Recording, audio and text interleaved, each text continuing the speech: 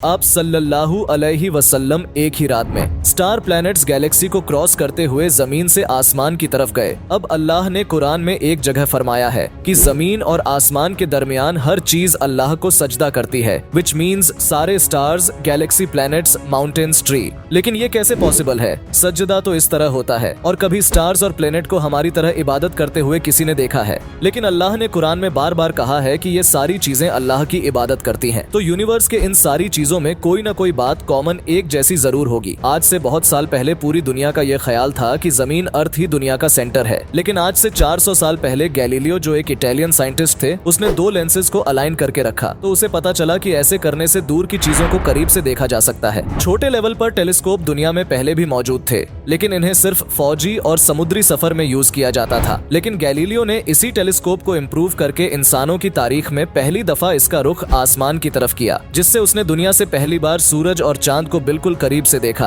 और गैलीलियो ने इन तारों की मूवमेंट को ऑब्जर्व करना शुरू किया। 1300 दुनियाओं को अगर मिला लिया जाए, इससे एक जुपिटर बनता है। गैलीलियो ने देखा कि यह भी बाकी प्लैनेट्स की तरह गोल है, लेकिन जुपिटर के ऊपर जो लाइट है वह महीने के डिफरेंट दिनों में बिल्कुल बदल रही है। और उसने देखा कि वीनस और सैटर्न का भी यही हाल है। अब यह सब कुछ तभी पॉसिबल था कि अगर ये सारी चीजें सूरज के गिर्द घूम रही हों, दुनिया के नहीं। गैलीलियो ने ये बातें पूरी दुनिया को बताई कि यूनिवर्स का सेंटर दुनिया नहीं बल्कि सूरज है। लेकिन इस बात को सुनकर यूरोप के सारे चर्च उसके दुश्मन बन गए, क्योंकि उस जमाने के पोप का ये हेल्थ की जमीन ही यूनिवर्स का सेंटर है। और सिर्फ पोप का नहीं, पूरी दुनिया का यही मानना था, जिसकी वजह से गैलीलियो को चर्च से ये सजा मिली कि वह हमेशा के लिए घर में बंद कर दिया जाएगा। लेकिन गैलीलियो ने अपना काम जारी रखा और उसकी इन रिसर्च को बाद में पूरी दुनिया ने माना। इवन पोप ने भी गैलीलियो के मरने के 350 साल बाद पूरी दुनिया के सामने उससे माफी मांगी और कहा कि हम गलत थे और आप सही थे। आहिस्ता आहिस्ता हमें पता चला कि जमीन यूनिवर्स का सेंटर नहीं है, बल्कि यह सूरज के गिर्द घूमती है। और सूरज भी कोई इतनी बड़ी चीज नहीं है, बल्कि सूरज तो इसके जैसे अरबों खरबों स्टार्स की तरह मिल्की वे गैलेक्सी का एक छोटा सा हिस्सा है। और यह मिल्की वे गैलेक्सी अरबों स्टार से बनी हुई है और ये सारे बिलियन स्टार्स एक ही सर्कल में घूम रहे हैं। हम तो सूरज के गिर्द घूम रहे हैं, तो सूरज जैसे अरबों खरबों स्टार्स मिलकर किसके गिर्द घूम रहे? Super massive black hole. इस ब्लैक होल ने, जो हमारे सूरज से 40 लाख टाइम बड़ा है,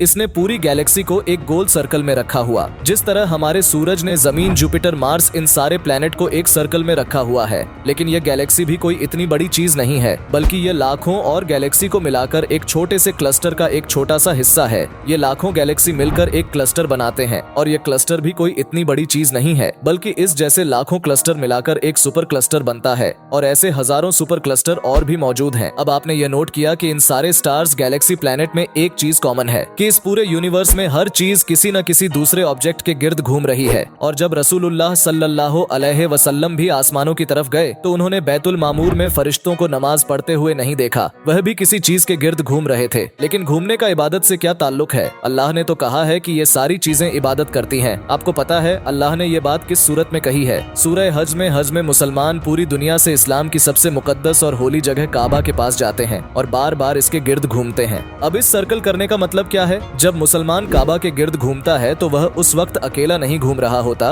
बल्कि चांद, प्लैनेट्स, स्टार्स, गैलेक्सी, क्लस्टर्स सारों के साथ एक ही आदत में शामिल हो जाता है। तो ये सारी चीजें हमारी तरह इबादत नहीं करती, बल्कि हम मक्का जाकर इनकी तरह इबादत करते हैं। लेकिन इस आयत में तो लिखा है कि ये सारी चीजें अल्लाह को सजदा करती हैं। सजदा का मतलब सिर्फ हमारे वाला सजदा नहीं है, बल्कि अल्लाह के निजाम के मुताबिक चलने को भी सजदा कह सकते हैं। लेकिन अल्लाह ने इस आयत में सिर्फ स्टार्स, गैलेक्सी और प्लैनेट का नहीं कहा, बल्कि हर चीज, पहाड़, दरख्त, जानवर, सबको कहा है ये तो सर्कल में नहीं घूमते। आज से हजारों साल पहले एंशिएंट ग्रीस में यह कॉन्सेप्ट बना कि कायनात की हर चीज एक बहुत ही छोटे पार्टिकल एटम से बनी हुई है, जिसको फिर 2000 साल तक पूरी दुनिया भूल गई। लेकिन आज से 200 साल पहले इस कॉन्सेप्ट पर रिसर्च दोबारा शुरू हुई और साइंसदानों की रिसर्च से पता चला कि एटम सबसे छोटा पार्टिकल नहीं है, बल्कि इसके अंदर और भी पार्टिकल्स है, जैसे प्रोटॉन, न्यूट्रॉन, इलेक्ट्रॉन्स। प्रोटॉन और न्यूट्रॉन हमेशा एटम के सेंटर में होते हैं और इलेक्ट्रॉन हमेशा इनके गिर्द घूम रहे होते हैं, ऑलमोस्ट बिल्कुल उसी तरह जिस तरह प्लैनेट सूरज के गिर्द घूमता है और स्टार्स ब्लैक होल के गिर्द घूमते हैं। जिसका मतलब है कि कायनात की हर चीज चाहते या न चाहते हुए किसी न किसी चीज का तवाफ कर रही है।